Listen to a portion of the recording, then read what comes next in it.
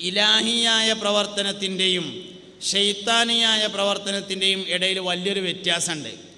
ഇലാഹിയായ പ്രവർത്തനത്തിൻ്റെ രസം വേഗത്തിൽ കിട്ടൂല, ശൈത്താനിയായ പ്രവർത്തനത്തിൻ്റെ രസം വേഗം കിട്ടും. ഇലാഹിയായ പ്രവർത്തനം വേഗം മടങ്ങി വരില്ല, ശൈത്താനിയായ പ്രവർത്തനം വേഗം മടങ്ങി വരും. മനസ്സിലായിട്ടില്ല? ഒരു വെള്ളിയാഴ്ച ഒരു ചങ്ങായി ജുമയ്ക്ക് പോയി. അപ്പം നേരം വൈകിട്ടാണ് എത്തിയത്. അപ്പം ജുമ തുടങ്ങിയിട്ടുണ്ടായിരുന്നു. അവൻ മേലെ കയറിയിരുന്ന വർത്താനം പറയാതെ താഴെ ഇരുന്നു. താഴെ ഇരുന്ന സ്ഥിതിക്ക് പിന്നെ ഓൻ ദ്വയം കഴിഞ്ഞിട്ട് നീച്ചു പോയി. അപ്പോൾ വാപ്പ വിചാരിക്കണ്ട, അൽഹംദുലില്ലാ ചെറുക്കൻ നേരായിട്ടുണ്ട്, ഈ വെള്ളിയാഴ്ച ഓൻ താഴെ ഇരുന്ന് ദ്വയൊക്കെ കഴിഞ്ഞിട്ടാണ് നീച്ചു പോയത്, ഇഞ്ഞോ ഉഷാറായിക്കോളും എന്ന് കരുതണ്ട. ഇലാഹിയായ വിഷയത്തിൻ്റെ രസം ഒരു വെള്ളിയാഴ്ച കൊണ്ടും 2 വെള്ളിയാഴ്ച കൊണ്ടും 10 വെള്ളിയാഴ്ച കൊണ്ടും കിട്ടൂല, അത് ആക്കത്തിനേ കിട്ടുള്ളൂ. അതേ സമയത്ത് ഒരിക്കൽ പൂരത്തിന് പോയാൽ എല്ലാ കൊല്ലവും ആ ഡേറ്റ് ഓർമ്മ വെച്ച് പോയിക്കോളും. ശൈത്താനിയായ വിഷയത്തിൻ്റെ രസം വേഗം കിട്ടും, ഇലാഹിയായ വിഷയത്തിൻ്റെ രസം സാവകാശമേ കിട്ടുള്ളൂ. എന്നതുപോലെ ഇലാഹിയായ വിഷയത്തിൽ നിന്നൊരാൾ അകന്നു പോയാൽ വേഗം മടങ്ങി വരില്ല, ശൈത്താനിയായ വിഷയത്തിൽ നിന്ന് അകന്നു പോയാലും വേഗം മടങ്ങി വരും. ഹാഫിസ് മുഹമ്മദിൻ്റെ ഒരു പഠന റിപ്പോർട്ട് വന്നിരുന്നു മുമ്പ്. കേരളത്തിൽ മദ്യം, മയക്കുമരുന്ന് തുടങ്ങിയ ഇടപാടുകളിൽ പിടിക്കപ്പെടുന്ന ആളുകളിലൊക്കെ ഒന്ന് മാപ്പിളജാതി ഉണ്ടാവുമല്ലോ, 5 ഉണ്ടെങ്കിൽ 1 എന്തായാലും ഉണ്ടാവുമല്ലോ. ഒന്ന് ആലോചിച്ച് നോക്കി നിങ്ങൾ. അപ്പോൾ അദ്ദേഹം അതിനെക്കുറിച്ചൊരു പഠന റിപ്പോർട്ട് തയ്യാറാക്കിയിരുന്നു. ആ റിപ്പോർട്ടിൽ അദ്ദേഹം പറയുന്നുണ്ട്, ഇങ്ങനെയുള്ള കുട്ടികൾ അധികവും ഒന്നുകിൽ യത്തീംഖാനയിൽ നിന്ന് ചാടിപ്പോയതേക്കാരം, അല്ലെങ്കിൽ ബോർഡിങ്ങിൽ നിന്ന് ചാടിപ്പോയതേക്കാരം, അല്ലെങ്കിൽ അറബി കോളേജിൽ നിന്ന് ചാടിപ്പോയതേക്കാരം, അല്ലെങ്കിൽ ദർസിൽ നിന്ന് ചാടിപ്പോയതേക്കാരം. എന്നിട്ട് അദ്ദേഹം പറയുന്നുണ്ട് അതിൻ്റെ കാരണം നല്ലത് കേടെന്നാൽ പറ്റരപ്പാകും, നല്ല സാധനം കേടെന്നാൽ പറ്റരപ്പാകുമെന്ന് അദ്ദേഹം അതിനൊരു കാരണം പറയുന്നുണ്ട്. ഇത് ഞാൻ എന്താ പറയാൻ കാരണം എന്താ നിങ്ങൾ, ശൈത്താനിയായ വിഷയത്തിൻ്റെ രസം വേഗത്തിൽ കിട്ടും, അതിലേക്ക് വേഗം മടങ്ങി വരികയും ചെയ്യും. അതുകൊണ്ട് ഏത് സാഹചര്യത്തിലാണോ മദ്യം, മയക്കുമരുന്ന് എന്നിവ ഉപയോഗിക്കാനുള്ള സാഹചര്യം ഉണ്ടായത്, ആ സാഹചര്യം മാറ്റി മറ്റൊരു സാഹചര്യത്തിലേക്ക് മാറ്റണം. രണ്ടാമത്, ഒരു നാട്ടിൽ ഒരു സ്കൂളിൽ അല്ലെങ്കിൽ ഒരു കോളേജിൽ ഒരു കുട്ടിക്ക് ലഹരി കിട്ടിയെന്ന് പറഞ്ഞാൽ അതിൻ്റെ അർത്ഥം അവിടെ ലഹരിയുടെ വിതരണം നടക്കുന്നുണ്ട് എന്നാണല്ലോ. മനുഷ്യന്മാരെ, ഒരു കോളേജിലോ അല്ലെങ്കിൽ ഒരു ട്യൂട്ടോറിയൽ കോളേജിലോ പഠിക്കുന്ന ഒരു കുട്ടി ലഹരി ഉപയോഗിച്ചു എന്ന് പറഞ്ഞാൽ അതിൻ്റെ അർത്ഥം അവിടെ ലഹരിയുടെ വിതരണം നടക്കുന്നുണ്ട് എന്നാണ്. അതുകൊണ്ട് ഒന്നാമത് നമ്മളെ കുട്ടികളെ മാറ്റണം, 2 അതിൻ്റെ വിതരണം തടസ്സപ്പെടുത്തണം. വിതരണം തടസ്സപ്പെടുത്താൻ എന്താ ചെയ്യേണ്ടത്? വിതരണം തടസ്സപ്പെടുത്താൻ എവിടെയാണ് ഇതിൻ്റെ വിതരണം നടക്കുന്നതെന്ന് കണ്ടെത്തുക. ഏത് പെട്ടിക്കടയിലാണ്, അല്ലെങ്കിൽ ഏത് സ്റ്റേഷനറി കടയിലാണ്, അല്ലെങ്കിൽ ഏത് ഹോട്ടലിൻ്റെ പിൻവശത്താണ്, അല്ലെങ്കിൽ ഏത് ബേക്കറിയിലാണ്, അല്ലെങ്കിൽ ഏത് സൈക്കിൾമ വരുന്ന ആളാണ്, ഏത് മോട്ടോർ സൈക്കിൾമ വരുന്ന ആളാണ്, ഏത് ഐസച്ചോടക്കാരനാണ്, എവിടെയാണ് ഇതിൻ്റെ ഉറവിടം എന്നത് കണ്ടെത്തുക.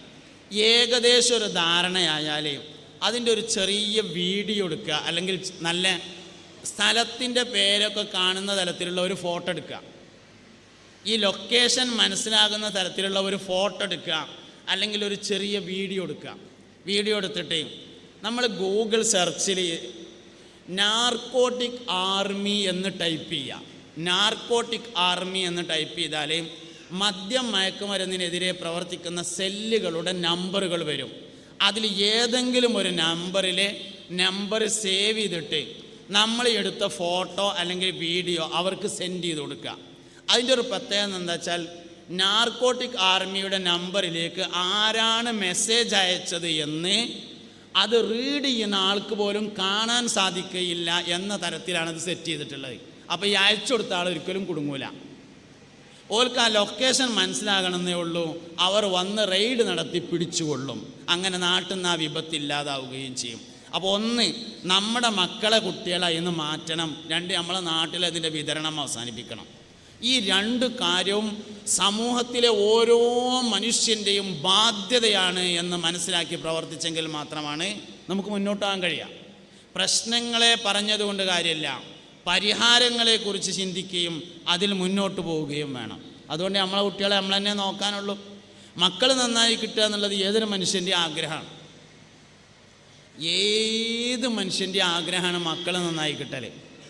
ഒരു കള്ളുടിയനായ ചെങ്ങായി ഓൻ്റെ മോൾക്ക് ഒരു കല്യാണം ആലോചിക്കുകയാണെങ്കിൽ കല്യാണം ആലോചിക്കുമ്പോൾ ആദ്യം ആലോചിക്കും ചെക്കന് കുടിയൊന്നുമില്ലല്ലോ. മദ്യപാനിക്ക് മദ്യപാനിയോട് ഇഷ്ടമല്ല, കള്ളുടിയന് കള്ളുടിയനോട് ഇഷ്ടമല്ല, ഒരു കള്ളുടിയന് വേറെ കള്ളുടിയനോട് ഇഷ്ടമുണ്ടാവില്ല. പിന്നെ ഇഷ്ടമുള്ള മാതിരി അഭിനയിക്കും, സംഗതി അത് ഇഷ്ടമല്ല. മദ്യപാനിക്ക് അവനോട് തന്നെ ഇഷ്ടമായിരിക്കില്ലെന്നാണ്. വേറെ ഉള്ളത് നിൽക്കട്ടെ, കള്ളുടിയന് ഓനോട് ഇഷ്ടമുണ്ടാവില്ല. അതാണ് മദ്യപാനികളും ലഹരി ഉപയോഗിക്കുന്ന ആളുകളും ആത്മഹത്യ ചെയ്യുന്നതിൻ്റെ കാരണം. ഓനോട് ഓന് ഇഷ്ടമുണ്ടാവില്ല. അതുകൊണ്ട് നമ്മുടെ മക്കളെ നമ്മൾ നല്ലോണം ശ്രദ്ധിക്കണം. മക്കൾ നന്നാകുക എന്നുള്ളത് എല്ലാ ആളുകളുടെയും ആഗ്രഹമാണ്, അഭിലാഷമാണ്. മക്കൾ നന്നാവണമെങ്കിൽ 5 കാര്യങ്ങളിൽ സൂക്ഷ്മത പാലിക്കണം. 5 വിഷയങ്ങളിൽ സൂക്ഷ്മത പാലിക്കുമ്പോഴാണ് മക്കൾ നേരാകുക. അതിൽ ഏറ്റവും പ്രധാനപ്പെട്ട കാര്യം ഹലാലും ത്വയ്യിബുമായ ഭക്ഷണം മാത്രം കഴിക്കുകയും ഹലാലും ത്വയ്യിബുമായ ഭക്ഷണം മാത്രം മക്കൾക്ക് കഴിക്കാൻ കൊടുക്കുകയും വേണം. മക്കൾ നന്നാവണമെങ്കിൽ ഈ ഒരു കാര്യം നിർബന്ധമാണ്. ഹലാലും ത്വയ്യിബുമായത് മാത്രം കഴിക്കണം, ഹലാലും ത്വയ്യിബുമായത് മാത്രം മക്കൾക്ക് തിന്നാൻ കൊടുക്കണം. എല്ലാ ഹലാലുകളും ത്വയ്യിബാവില്ല, ഹലാലായതുകൊണ്ട് ത്വയ്യിബാവില്ല. നമ്മളെ മദ്രസയിലെ പാഠപുസ്തകത്തിലൊക്കെ പഠിപ്പിക്കുന്നുണ്ട്, ജീവൻ നിലനിർത്താൻ വേണ്ടി പന്നിമാംസം കഴിക്കൽ ഹലാലാവും, പക്ഷെ ത്വയ്യിബാവോ? അതിന് നല്ല ഭക്ഷണം എന്ന് പറയാൻ പറ്റുമോ? ത്വയ്യിബ് എന്ന് പറഞ്ഞാൽ നല്ലതെന്നാണ് അർത്ഥം. നല്ലതെന്ന് പറയാൻ കഴിയൂല. ത്വയ്യിബ് വേറെയാണ്, ഹലാൽ വേറെയാണ്. ഹലാലായതുകൊണ്ട് ത്വയ്യിബാവില്ല. ഇപ്പം ഇവിടെ ഒരു കടലമണി കിടക്കുന്നുണ്ടെന്ന് വിചാരിക്കുക, ഒരു കടലൻ്റെ മണി, ഒരു കടലമണി. അത് നമുക്ക് കിട്ടിയാൽ കിട്ടിയ ആൾക്ക് തിന്നാം, ഹലാലാണ്. കാരണം നഷ്ടപ്പെട്ട ആൾ ഒരു കടലമണി അന്വേഷിച്ചിങ്ങനെ നടക്കുമോ? ആർക്കെങ്കിലും ഒരു കടലമണി പോയിട്ടുണ്ട് കിട്ടിയിട്ടുണ്ടോ എന്ന് ചോദിക്കോ? ഇല്ല. നഷ്ടപ്പെട്ട ആൾ പിന്തിരിഞ്ഞു പോകുന്ന ഒരു സാധനത്തെ ഒരാൾക്ക് കിട്ടിയാൽ അത് കിട്ടിയ ആൾക്ക് ഉപയോഗിക്കാമെന്നാണ് ശരീഅത്തിൻ്റെ നിയമം. മനസ്സിലാകേണ്ടിയിരിക്കുന്ന വിചാരിക്കണേ. ഒരു 100 റുപ്യ കിട്ടിയാലേ ആർദാ 100 റുപ്യ എന്ന് ചോദിക്കണം. 1,00,000 റുപ്യ കിട്ടിയാൽ 3 മാസം ചോദിക്കേണ്ടി വരും. ഒരു 1ൻ്റെ കൊട്ടന് റുപ്യ ആണെങ്കിൽ ആർദാ ഒരു കൊട്ടെന്ന് ഒറ്റ ചോദ്യം ചോദിക്കുക, ആളില്ലെങ്കിൽ കിട്ടിയ ആൾക്ക് എടുക്കാം. ഇതാണ് ശരീഅത്തിൻ്റെ നിയമം. ഇത് നഷ്ടപ്പെട്ടവൻ എത്രയാണോ അന്വേഷിക്കുക അത്രയാണ് അതുമായി പരസ്യം ചെയ്ത് നടക്കേണ്ടത്. ഏത് കാര്യം അങ്ങനെയാണ്. അപ്പോൾ ഒരു കടലമണി കിട്ടിയാൽ അന്വേഷിക്കേണ്ട, അത് ഹലാലാവും. പക്ഷെ ത്വയ്യിബാവുമോ? ഇല്ല, ത്വയ്യിബാവില്ല. ഹലാലായി എന്ന് എഴുതി ത്വയ്യിബാവില്ല. ഇന്നിപ്പോൾ അധികം ആൾക്കാരും കച്ചവടക്കാരാണ്. കച്ചവടങ്ങൾ ഹലാലാകാൻ പല വഴിയുണ്ട്. കച്ചവടം ത്വയ്യിബാകാൻ കുറഞ്ഞ വഴികളേ ഉള്ളൂ. എല്ലാവരും ഒരു നിലക്ക് അല്ലെങ്കിൽ മറ്റൊരു നിലക്ക് കച്ചവടക്കാരേക്കാരം. എന്തെങ്കിലും ആയിട്ട് നമുക്കൊക്കെ കച്ചവടം ഉണ്ടാവും. ഒന്നുമില്ലെങ്കിൽ പാർക്കണ വരയിൽ വിൽക്കണ കച്ചവടക്കാരനാവും, കച്ചവടം ഉണ്ടാവും. എല്ലാവരും കച്ചവടക്കാരാണ്. കച്ചവടത്തിൽ ഇന്ന് ഹലാലായ കച്ചവടം ധാരാളം ഉണ്ട്, പക്ഷെ അതൊന്നും നമ്മൾ ചെയ്യൂല. എന്തെങ്കിലും വേണ്ടാത്തുണ്ടെങ്കിൽ അത് മാത്രം ചെയ്യും. 5 വക്തും സുബഹിയും പള്ളിയിൽ നിന്ന് ജമാഅത്തായിട്ട് നിസ്കരിച്ചിട്ട് സുബഹി നിസ്കാരം കഴിഞ്ഞ് 2 പേജ് ഖുർആൻ ഓതിയിട്ട് സൂപ്പർ മാർക്കറ്റ് തുറക്കാൻ പോയിട്ട് സൂപ്പർ മാർക്കറ്റ് തുറന്ന് വെച്ചിട്ട് ചൈനയിൽ നിന്ന് സാധനം ഇറക്കിയിട്ട് ജപ്പാൻ്റെ സ്റ്റിക്കർ ഒട്ടിച്ച് വിൽക്കുക. തൊയ്യിബാവൂല തന്നെ സംഗതി. കുട്ടികളെന്തേ ഇങ്ങനെ ആയത് എന്നതിന് ഒരു മറുപടി അല്ല. നിങ്ങൾ ചിരിച്ചിട്ടൊന്നും കാര്യമില്ല, സംഗതി അങ്ങനെയാണ്. കുട്ടികളെന്തേ ഇങ്ങനെ ആയത് എന്നതിന് ഒരു മറുപടിയാണുള്ളത്. നാട്ടിൽ 2 മുറി പീടികയും വാടകട്ടുള്ള 4 കോട്ടേഴ്സൊക്കെ ആയപ്പോഴേക്ക് അറബി ഏകദേശം യത്തീങ്ങാനെ ചേരാൻ പറ്റിയ കോലത്തിലായിട്ടുണ്ട്. തന്നെ സംഗതി. എന്നിട്ട് കുട്ടികൾ സ്വാലിഹാകാൻ വേണ്ടിയിട്ട് വയലുക്ക് 1001, ആ 1001 അറബിക്ക് ഗൂഗിൾ പേ ചെയ്ത് കൊടുത്താൽ പിന്നെ നേരാവും. കാരണം ഓൻ്റെ മേശൻ്റെ ഉള്ളിൽ കൂടെ കൈയിട്ടാണ്ട് വലിച്ചതാണ് ഈ പീഡിയ റൂമും ഈ കോട്ടേഴ്സും ഈ കച്ചവടം ഈ പൈൻറ്റും പീടിയും ഈ ഹാർഡ്വെയർസും ഈ വണ്ടിയും ഈ പറമാണിത്തരൊക്കെ. എല്ലാവരെ പറ്റിയിട്ടും അല്ലേ പറഞ്ഞത് കേട്ടോ. എന്നാൽ പിന്നെ ഏകദേശം എല്ലാവരെ പറ്റിയിട്ടും ആണേനും നല്ലല്ലേ മനസ്സിലാവുള്ളൂ. അതിൻ്റെ സംഗതി.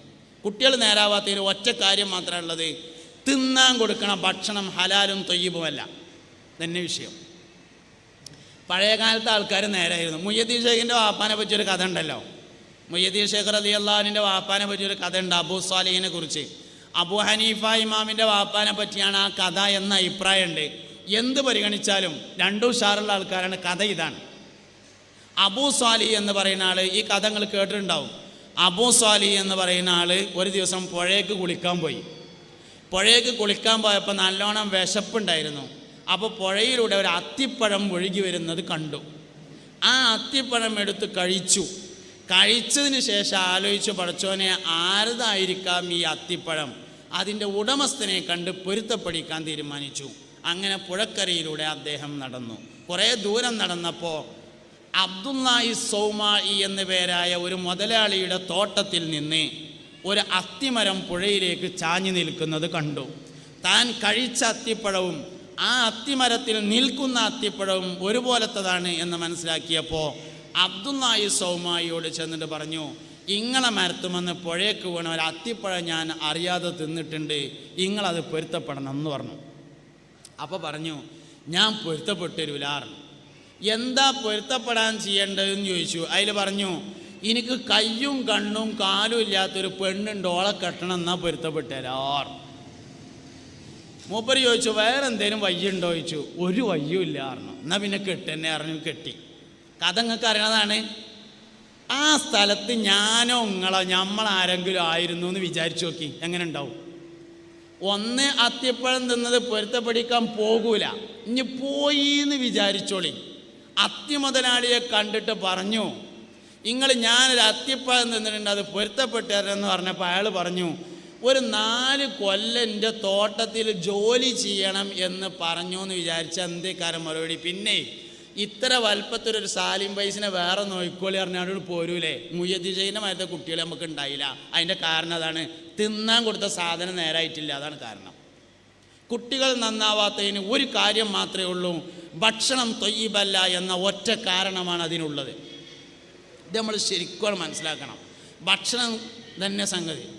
ഇന്നിപ്പോൾ ഭൂരിഭാഗം ആൾക്കാരും സ്ഥലക്കച്ചവടക്കാരാണ്. 5 സെൻറ്റ് 3 സെൻറ്റ് 10 സെൻറ്റ് അവിടെ ഉണ്ട് ഇവിടെ ഉണ്ട്, പോയി നോക്കുക, തൊട്ട് കൊടുക്കുക, അതൊക്കെയാണ് പരിപാടി എല്ലാവർക്കും ഉള്ളത്. എല്ലാവർക്കും സ്ഥലക്കച്ചവടം. ഞമ്മക്ക് തന്നെ വലിയ കച്ചവടമുള്ളൂ, നമ്മളാണ് വലിയ ആൾക്കാർ. എന്നാൽ ഉമർ ഖത്താബിന് സ്ഥലക്കച്ചവടമായിരുന്നു. ഉമർ ബിൻ ഖത്താബ് റളിയല്ലാഹുവിൻ്റെ ചരിത്രം പഠിച്ചു നോക്കി. ഉമർ ബിൻ ഖത്താബ് റളിയല്ലാഹു സ്ഥലക്കച്ചവടക്കാരനായിരുന്നു. നമ്മളൊന്നല്ല വലിയ കച്ചവടക്കാർ, മൂപ്പർക്ക് കച്ചവടമാണ്.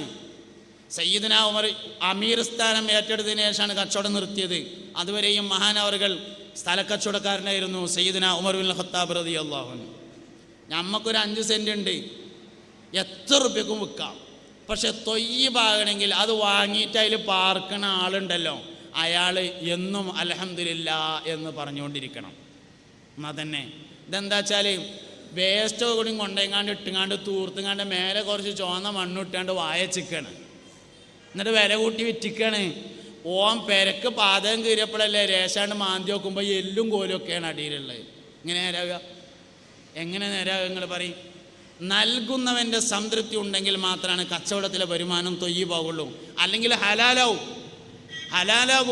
ഹലാല് മൊത്തം തിന്നാനൊന്നും പാടില്ല, തൊയ്യിബേ തിന്നാൻ പാടുള്ളൂ. ളുഹർ നിസ്കാരം കഴിഞ്ഞ് പള്ളിക്കൊന്ന് പോകുമ്പോൾ അബ്ദുറഹ്മാൻ കാക്കാൻ്റെ മൂവാണ്ട മൂച്ചിമെന്ന് ഒരു മാങ്ങ ഉണ്ട്, റോട്ടിക്ക് ചാടി കിടക്കണം.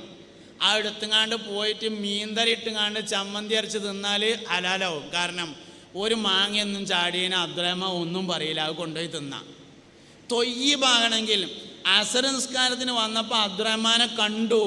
അപ്പോൾ ഓനോട് പറഞ്ഞു, പിന്നെ അബ്ദുറഹ്മാനെ എൻ്റെ മൂവാണ്ട മൂച്ചിമെന്ന് റോട്ടുമ്മക്ക് ചാടിയെന്നൊരു മാങ്ങ ഞാൻ കൊണ്ടുപോയിട്ടുണ്ട് കേട്ടോ എന്ന് പറയുമ്പോൾ അബ്ദുറഹ്മാൻ പറയണം, കുഞ്ഞാമതെ കൊണ്ടുപോയതും പൊരുത്തപ്പെട്ടു, ഇനി കൊണ്ടുപോകാനുള്ളതും പൊരുത്തപ്പെട്ടു എന്ന് പറഞ്ഞാൽ തൊയ്യിബായി.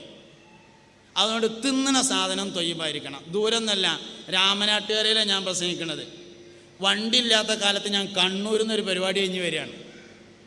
കണ്ണൂരിൽ നിന്നൊരു പരിപാടി കഴിഞ്ഞ് വരുമ്പോൾ കോഴിക്കോട് പുതിയ സ്റ്റാൻഡിൽ ഭക്ഷണം കഴിക്കാൻ വേണ്ടി കയറി. ഒരു രാത്രിയും പകലൊക്കെ ഉള്ള തോന്നുന്നുണ്ട് ഒരു കടയിൽ. ഇപ്പോഴത്തെ അവിടുത്തെ ഒരു സാഹചര്യം ഒന്നും എനിക്കറിയില്ല. ഒരു 8-9 കൊല്ലക്കായിട്ട് സ്ഥിരമായിട്ട് വണ്ടിയിലാണ് യാത്ര ചെയ്യുന്നത്. അതിന് മുന്നേ ഒരു ദിവസത്തെ ഒരു കഥയാണ് ഈ പറയുന്നത്. ഒരു ദിവസം ഇങ്ങനെ യാത്ര കഴിഞ്ഞ് വരുമ്പോൾ കോഴിക്കോട് പുതിയ ബസ് സ്റ്റാൻഡിൽ ഇറങ്ങിയിട്ട് ഭക്ഷണം കഴിക്കാൻ കയറി. അവ ചോദിച്ചു, ഞാനിവിടെ എന്താ ഉള്ളതെന്ന് ചോദിച്ചു. അതിൽ പറഞ്ഞു, ആംപ്ലേറ്റും ബ്രെഡും ഉണ്ട് പറഞ്ഞു. എന്നാൽ കൊണ്ടുവരികയായിരുന്നു. അങ്ങനെ ആംപ്ലേറ്റും ബ്രെഡും കൊടുന്നത് തിന്നു. അപ്പോൾ എല്ലാ മേശപ്പുറത്തും ഇങ്ങനെ കുപ്പിയിൽ വെള്ളം വെച്ചിട്ടുണ്ട്. അന്ന് ഈ കുപ്പിയിലെ വെള്ളം വലിയൊരു അത്ഭുതമുള്ള സംഭവമായിരുന്നു. മുമ്പ് നമ്മളൊക്കെ നാട്ടിൽ കല്യാണത്തിന് സോഡക്കുപ്പിയിൽ സർവത്ത് കൊടുക്കുമല്ലോ. സംഗതി ക്ലാസ് പാരുന്ന അതേ സർവത്ത് തന്നെയാണ് കുപ്പിയിലുള്ളത്.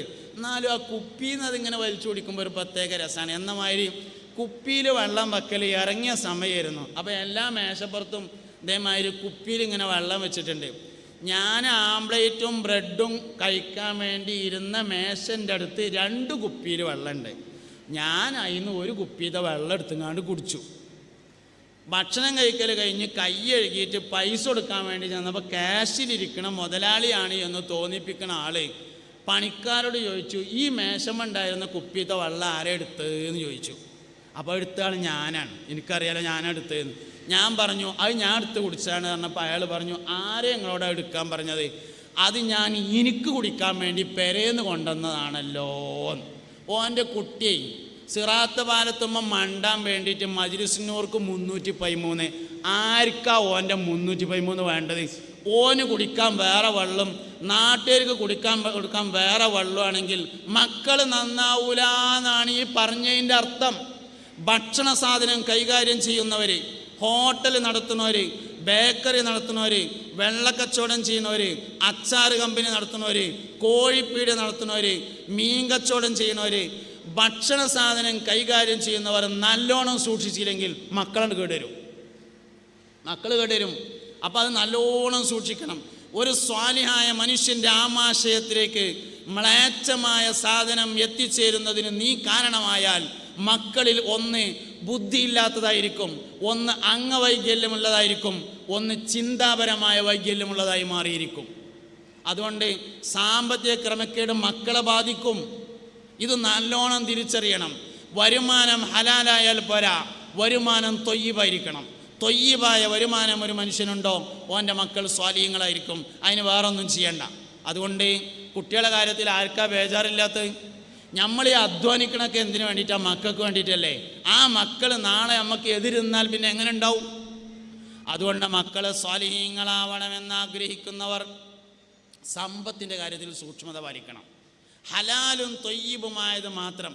കണ്ണഞ്ചരട്ടെടുത്തിട്ട് രാമനാട്ടുകര അങ്ങാടി കൂടെ തെണ്ടിയിട്ട് ₹1 വാങ്ങിയിട്ടാണ് തൊയ്യിബായ ഭക്ഷണം മക്കൾക്ക് കൊടുക്കാൻ പറ്റണത് ചോദിച്ചാൽ ആൾക്കാരെ പറ്റിച്ച് പൈസ ഉണ്ടാക്കുന്നതിനേക്കാൾ നല്ലത് തെണ്ടി ₹1 വാങ്ങലാണ്. കുട്ടികൾ കേടുവരില്ല, മറ്റേ കുട്ടി കേടുവരും തന്നെ പറഞ്ഞതിൻ്റെ അർത്ഥം.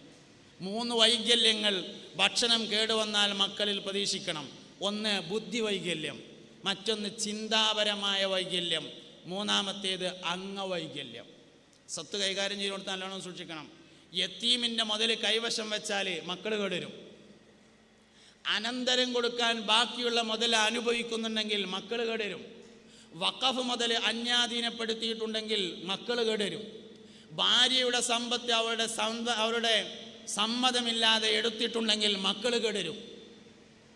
ആരാൻ്റെ മുതൽ പറ്റിച്ചെടുത്തിട്ടുണ്ടെങ്കിൽ മക്കൾ കേടുവരും. അതുകൊണ്ട് മക്കൾ കേടുവരുന്നതിൻ്റെ പ്രധാനപ്പെട്ട കാരണം മുതലാണ്, സമ്പത്താണ് കാരണം.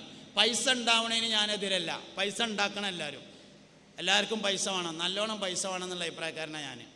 മുഹ്യിദ്ദീൻ ഷേഖ് റളിയല്ലാഹു അൻഹുവിന് 1000 കൊല്ലങ്ങൾക്ക് മുമ്പ് സ്വന്തമായി കപ്പലുണ്ടായിരുന്നു. ബഹുമാനപ്പെട്ട ഗൗസുൽ ആദം സുൽത്താൻ മുഹ്യിദ്ദീൻ അബ്ദുൽ ഖാദിർ ജീലാനി റളിയല്ലാഹു അൻഹു 1000 കൊല്ലങ്ങൾക്ക് മുമ്പ് ജീവിച്ച ആളാണ്. അക്കാലത്ത് മഹാനവറുകൾക്ക് സ്വന്തമായി കപ്പലുണ്ട്. നല്ല പൈസക്കാരനാണ്. അഹമ്മദ് അൽ കബീർ റിഫായി റളിയല്ലാഹു അൻഹു മഹാനവറുകളുടെ ആണ്ടുമാസമാണിത്. ജമാഅത്തുൽ റിഫായി ഷെയ്ഖിൻ്റെ ആണ്ടുമാസമാണ്.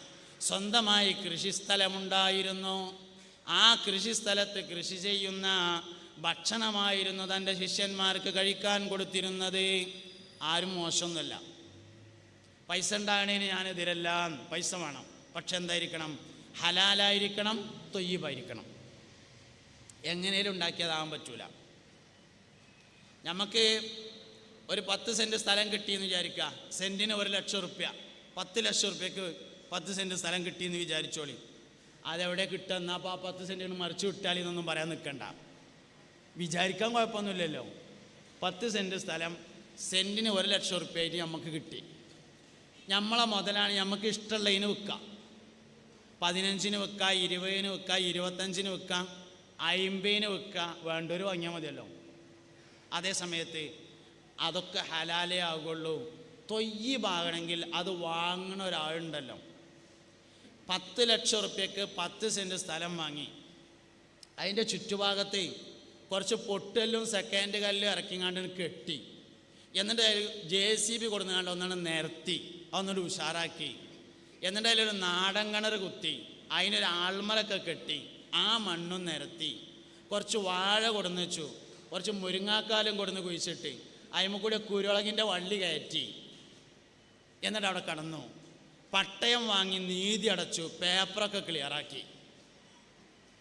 അങ്ങനെ ഇരിക്കുമ്പോൾ ഗൾഫിൽ നിന്ന് സത്താറ് നാട്ടിൽ വന്നു. അവന് പെരപ്പണി തുടങ്ങണമെന്നുണ്ട്. പള്ളിക്കന്ന് ലോറൻസ്കാരം കഴിഞ്ഞ് പോകുമ്പോൾ പള്ളിൻ്റെ 4 പേരെ അപ്പുറത്ത് കുറച്ച് വായും മുരിങ്ങയൊക്കെ കൂടി നിൽക്കുന്ന ഒരു സ്ഥലം കണ്ടപ്പോൾ ഓൻ അതിനോടൊരു താല്പര്യം. ആർദാന്ന് ചോദിച്ചു. അതിൽ പറഞ്ഞു മയമുട്ടിയാജിലതാണ് എന്ന് പറഞ്ഞു. അങ്ങനെ മയമുട്ടിയാജിലെടുത്ത് എന്നിട്ട് ചോദിച്ചു, മയമുട്ടിയാജിയെ നിങ്ങളെ സ്ഥലം കൊടുക്കണോ എന്ന് ചോദിച്ചു. അപ്പോൾ മൂപ്പര് പറഞ്ഞു കൊടുക്കാനുള്ള തന്നെയാണ്, എന്താ വേണ്ടതെന്ന് ചോദിച്ചു. അപ്പോൾ പറഞ്ഞു ഞാനത് സെൻറ്റിന് 10 ലക്ഷമായിട്ട് വാങ്ങിയതാണ്, 1 ലക്ഷമായിട്ട് വാങ്ങിയതാണ്, 10 ലക്ഷത്തിന് വാങ്ങിയതാണ്. അതാ കാണുന്ന കോലത്തിലാക്കിയത് ഞാനാണ്. നികുതി അടച്ചു, പട്ടയം വാങ്ങി നികുതി അടച്ചു, പേപ്പറൊക്കെ ക്ലിയറാണ്, അടിയാധാരം റെഡിയാണ്. അതിനൊരു 50,000 ഉറുപ്പ്യ ചിലവായിട്ടുണ്ട്. അപ്പോൾ ഒരു 10 ഉറുപ്പ്യ എനിക്ക് അതിന് ചിലവാണ്. ഒരു 15 ലക്ഷം ഉറുപ്പ്യ തന്നാൽ എനിക്ക് ഞാനതാണ് തരാമെന്ന് പറഞ്ഞു.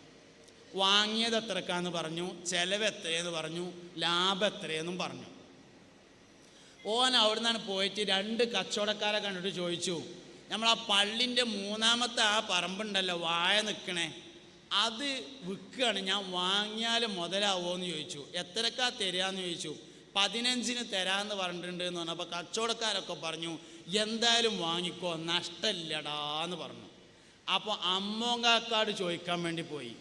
അമ്മോങ്കാക്കാട് ചോദിച്ചു, അമ്മോങ്കാക്ക ഞാൻ ഏതായാലും തറട്ടുങ്ങാണ്ട് പോകണമെന്ന് വിചാരിക്കുന്നുണ്ട്, നമ്മളെ പള്ളിൻ്റെ അപ്പുറത്തുള്ള മയമുട്ടിയാജിലെ ആ സ്ഥലം ചോദിച്ചിട്ടുണ്ട്, 15 ഉറുപ്പ്യക്ക് തരാമെന്ന് പറഞ്ഞിട്ടുണ്ട്, എന്താ നിങ്ങളെ അഭിപ്രായം എന്ന് ചോദിച്ചപ്പോൾ പറഞ്ഞു വാങ്ങിക്കോ, അൽഹംദുലില്ലാ നല്ല സ്ഥലമാണടാ, അത് 15-ന് ഒരു നഷ്ടമില്ല, ഇനി 20-നാണെങ്കിലും നഷ്ടമില്ല, നല്ല സ്ഥലമാണ് എന്ന് പറഞ്ഞപ്പോൾ വന്നങ്ങാണ്ട് 1 ലക്ഷം ഉറുപ്പ്യ അഡ്വാൻസ് എന്നാണ്ട് പറഞ്ഞു, ബാക്കി 3 മാസം കൊണ്ട് ക്ലിയർ ചെയ്യാമെന്ന് പറയുമ്പോൾ കിട്ടണ 4.5 ലക്ഷം ഉറുപ്പ്യല്ലേ, അതണ്ട് തിന്നാൻ കൊടുത്താൽ സ്വാലിഹാകാൻ വേറെ ദോരക്കണ്ട എന്നാണ് ഈ പറഞ്ഞതിൻ്റെ അർത്ഥം. അതുകൊണ്ട് മക്കൾക്ക് ഭാര്യക്ക് തിന്നാൻ കൊടുക്കുന്നത് നമ്മൾ തിന്നണത് ഹലാലായാൽ പോരാ, തൊയ്യിബായിരിക്കണം. 1000 ഉറുപ്പ്യക്ക് പണിയെടുത്തിട്ട് 1200 ഉറുപ്പ്യൻ്റെ വാശി പിടിച്ച് വാങ്ങിയാൽ 200 ഉറുപ്പ്യ തൊയ്യിബാവൂല. 1000 ഉറുപ്പ്യക്ക് പണിയെടുത്തിട്ട് 990 ഉറുപ്പ്യ മതിയെന്ന് പറഞ്ഞങ്ങാണ്ട് 10 ഉറുപ്പ്യ അങ്ങടനെ കൊടുത്താൽ തൊയ്യിബാകും എന്നാണ്. പൈസ തരണോൻ്റെ സംതൃപ്തിയാണ് പണം തൊയ്യിബാക്കുന്നതിൻ്റെ മാനദണ്ഡം. പണം തരുന്നവൻ്റെ സംതൃപ്തിയെയാണ് തൊയ്യിബ് എന്ന് പറയുന്നത്, വാങ്ങണവൻ്റെ സംതൃപ്തിയല്ല. അത് വരുമാനത്തിലുണ്ടോ അതാണ്ട് തിന്നാൻ കൊടുത്താൽ കുട്ടികൾ സ്വാലിഹ്യങ്ങളായിരിക്കും, അവർ നല്ലവരായിരിക്കും. അതുകൊണ്ട് മക്കൾ നന്നാവണമെന്ന് ആഗ്രഹിക്കാത്ത ആരുമില്ല. അതിന് 1-ാമത്തെ വഴി എന്ന് പറയുന്നത് സമ്പത്ത്, വരുമാനം, ഭക്ഷണം ഹലാലും തൊയ്യിബുമായിരിക്കലാണ്. മുഅ്മിനീങ്ങളെ, ഒരുപാട് കാര്യങ്ങൾ ഞാൻ നിങ്ങളോട് പറഞ്ഞു. പ്രണയത്തിന് 5 കൊല്ലം കാലാവധി ഉണ്ടായിരിക്കും. ഉമ്മാക്ക് അറിയുന്ന തരത്തിൽ കുട്ടികൾ 5 തവണയെങ്കിലും അടയാളം കാണിക്കും. പ്രണയത്തിൻ്റെ കാര്യത്തിൽ കൂടുതൽ സൂക്ഷിക്കേണ്ടത് പെൺകുട്ടികളെയാണ്. കാരണം ആൺകുട്ടികളുടെ പ്രണയം പലപ്പോഴും മുതലാക്കൽ പ്രണയമാണ്, പെൺകുട്ടികളുടേതാണ് സീരിയസ് പ്രണയം. മദ്യം മയക്കുമരുന്നിനെതിരെ ബോധവൽക്കരണം കൊണ്ട് കാര്യമില്ല, അവനാൻ്റെ കുട്ടികളെ അവനാൻ നോക്കണം. 17 അടയാളങ്ങൾ ഞാൻ പറഞ്ഞിട്ടുണ്ട്. ഒരടയാളമാണെങ്കിൽ പ്രശ്നമില്ല, 3 അടയാളമുണ്ടെങ്കിൽ ഭയപ്പെടണം. മയക്കുമരുന്നിൻ്റെ അടയാളം കാണുന്നുണ്ടെങ്കിൽ അതിന് ചികിത്സിക്കുന്ന ഡി അഡിക്ഷൻ സെൻറ്ററിൽ കൊണ്ടുപോയി ചികിത്സിക്കണം. മാറ്റിയെടുത്തതിന് ശേഷം സാഹചര്യം മാറ്റിക്കൊടുക്കണം.